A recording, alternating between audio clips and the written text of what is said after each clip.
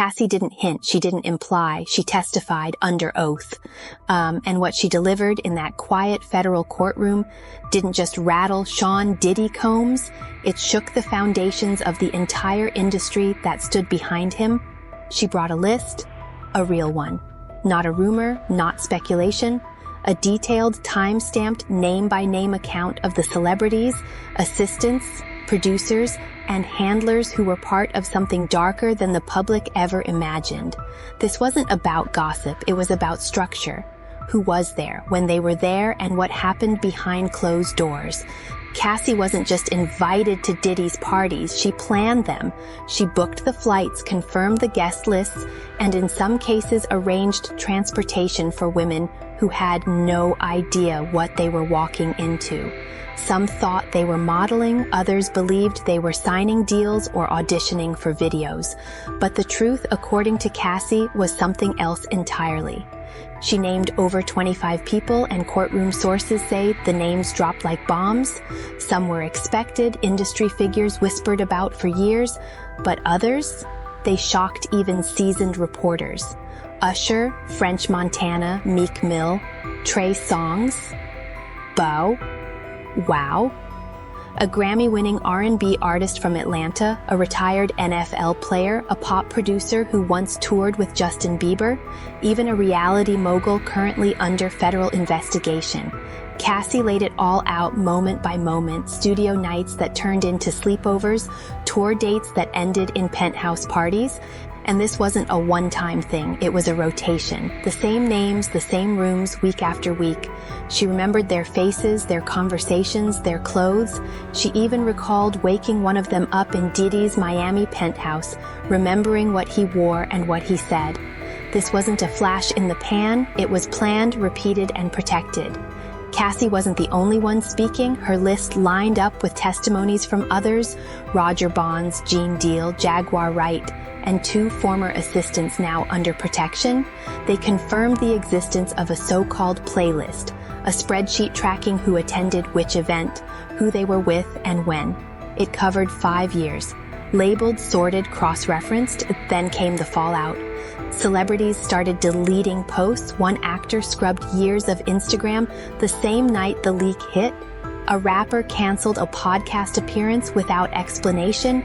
Influencers suddenly paused projects. PR teams went into overdrive, not because of guilt, but fear that they were about to be named next, that their connection to Diddy, no matter how small, might drag them into a firestorm. And then came 50 Cent. He didn't hold back. Minutes after the leak, he posted court screenshots, blurred but clearly real, with the caption, "Diddy smashed everybody and now everybody's lawyered up." In his Instagram stories, he circled faces in old party photos, then dropped a teaser for his upcoming Netflix docuseries.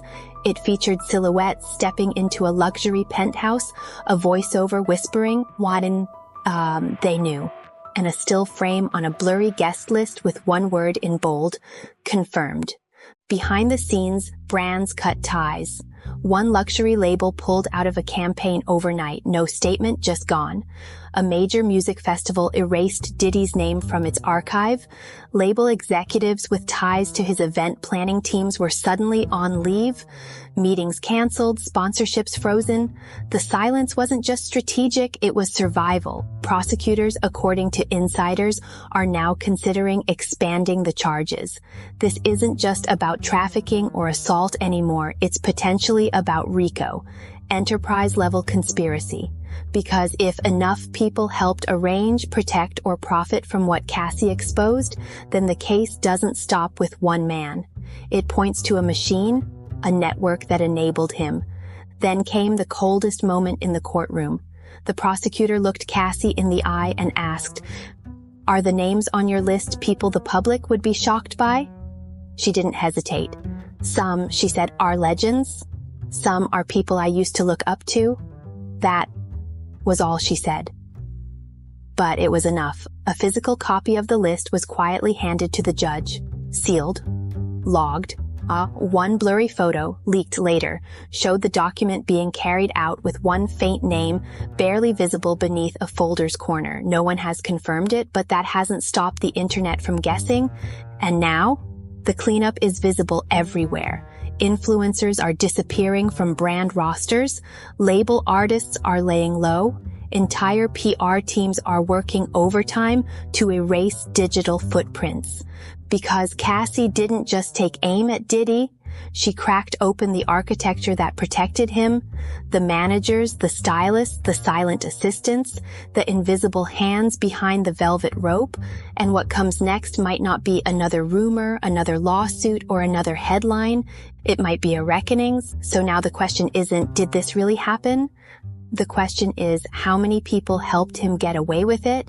And how far will they go to stay out of what's coming next?